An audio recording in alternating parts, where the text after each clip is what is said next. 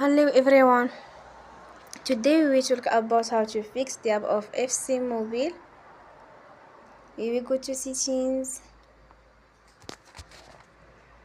Then we click on apps. After that we will search the app FC Mobile and we click. We will on for stop. After that we go to storage. Then we click on clear cache.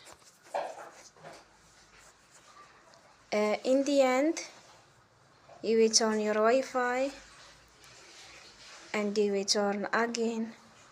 Don't forget to support us by like and subscribe. See you next time and thank you for watching.